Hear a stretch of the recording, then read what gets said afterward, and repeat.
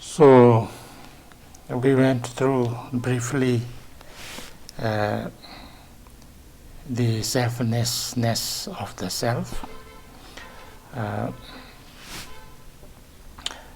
try to understand what we call I is, and where is it, and what is it, and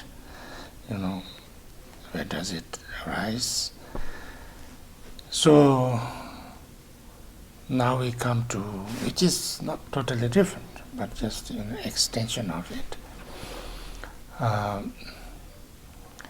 The selflessness of the self is actually included, the selflessness of the phenomena.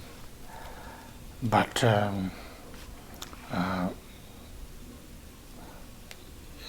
Buddha taught selflessness of the self first, and in this kind of first round of teachings, he made main focus on that, because if you understood that what you call me is devoid of any true existence, then that can really help to get rid of so much fear and attachment and aversion and things like that. Now we come to the selflessness of all the phenomena.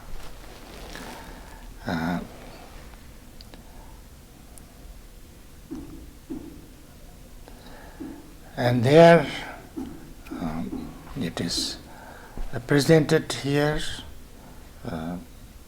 in the form of four mindfulness. The mindfulness of the body, mindfulness of the feeling, mindfulness of the mind, mindfulness of all the entities or all the phenomena. The four mindfulness.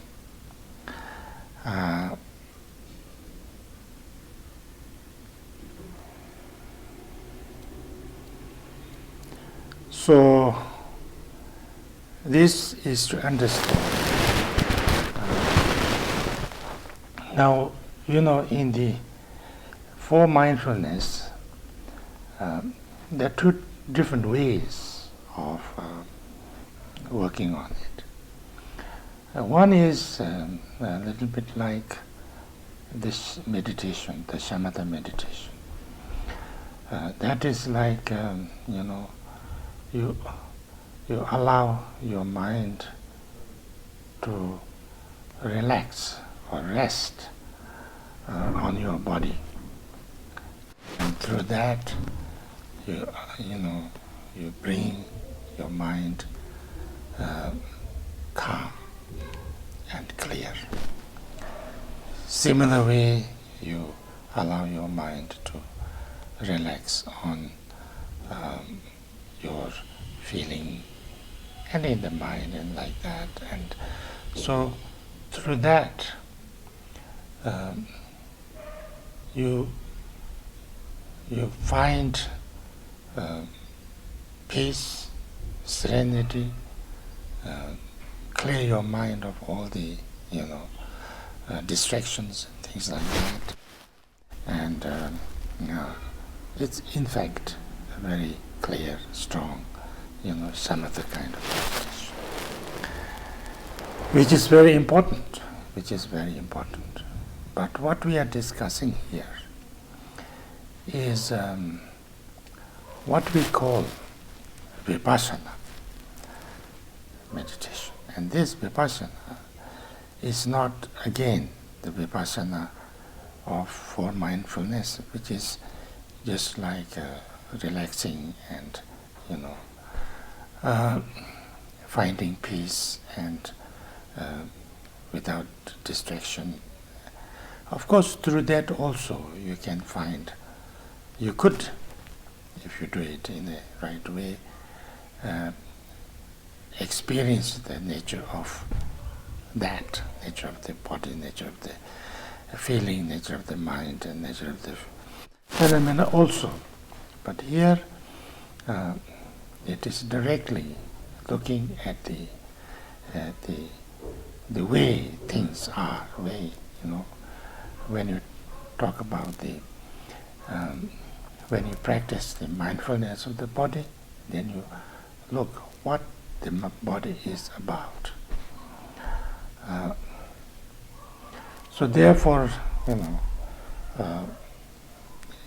understands the emptiness of the body, emptiness of the feeling, emptiness of the mind, emptiness of the phenomena. So it's the ultimate nature of that. So that's why the approach here is more analytical. But that doesn't mean that you will do only analytical. Of course, you will meditate also.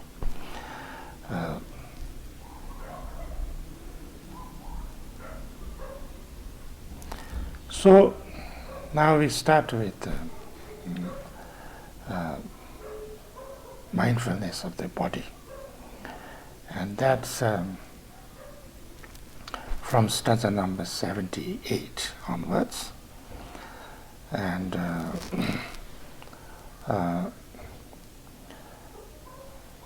so let me first read some Tibetan, first few stanzas in Tibetan.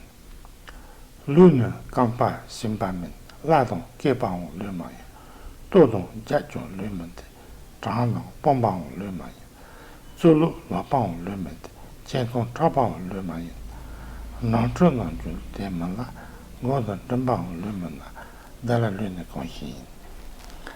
So let me go to the English translation. What we call the body is not feet or shins. The body likewise is not thighs or loins. It's not the belly, nor indeed the back. And from the chest and arms, the body is not formed. The body is not ribs or hands, armpits, shoulders, bowels, or entrails. It is not the head, it is not the throat. What is the body then in all of this? So that is 79. So this is not difficult to understand intellectually, but this is something we need to deeply, analyze within ourselves. We feel that this body is, this body, and this is very real, and this is truly existing, kind of. But what is the body? What is the body really? Because it's not one thing. Body is not, indivisible. It's lots of things. So if you look at each part of our body and say, is this my body? You can't say it is, there is lots of things. Body is made of so many things. Not only this, but if you look more deeply, this hand, this is the body. This is not the body, this is hand. And the hand,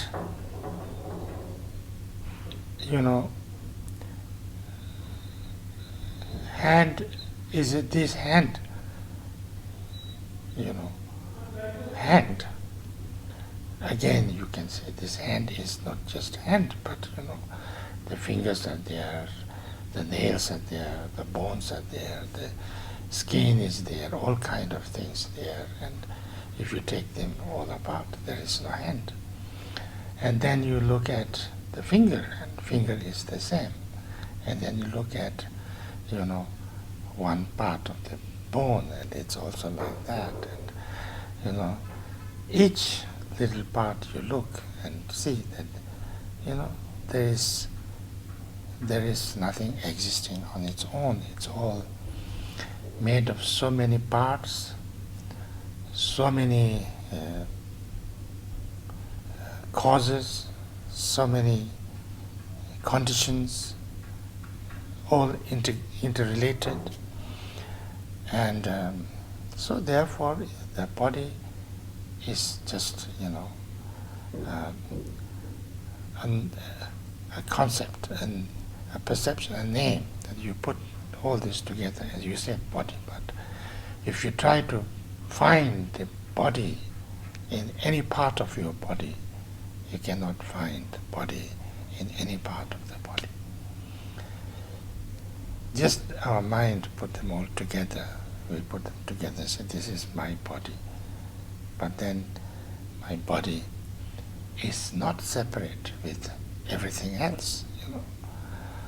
All the elements, the water is part of my body because I can't survive without water. Air is part of my body because I cannot survive without air. The earth is part of my body because without earth I cannot survive. The heat, fire is part of my, without that I cannot survive. The space is part of my body because without that, so my body is not one thing. It's integrated. It is inseparable with everything else. And then, if you want to kind of put the body as one entity, there's no one entity, So therefore, if the body spreads itself with the members coincides, its parts indeed are present in those parts, but where does body in itself abide?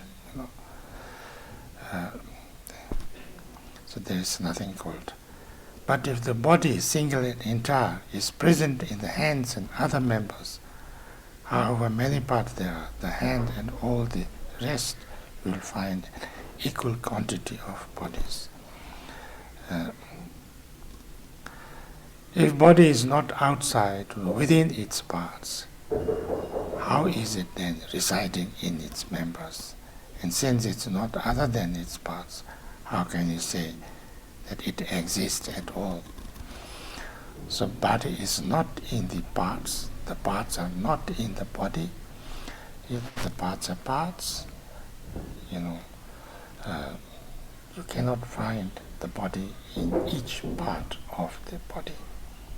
And then if you go deeper, each part it can be, can become just, atoms. It's just atoms, and atoms cannot be a body.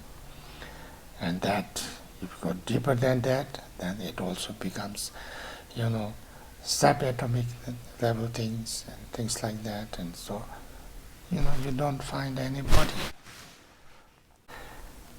So, but, in the relative terms, we say this is a body, and there is a body, its functions and things like that, but in ultimate nature, there is nothing called body.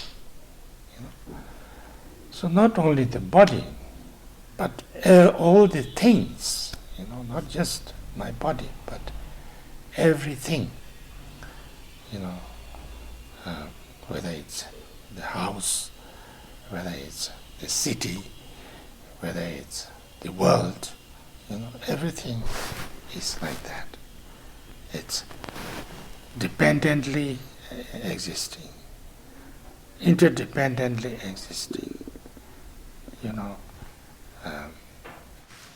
existing in a kind of existing like a mirage, like an illusion, like a dream. relatively existing, not truly. There is no body, it's through illusion. With regards to hands and other parts, that body is a notion, is conceived. Just and as on account of its specific shape, a pile of stones is taken for a man. As long as the conditions are assembled, the body will appear to a man. As long as all the parts are likewise present, a body will appear therein.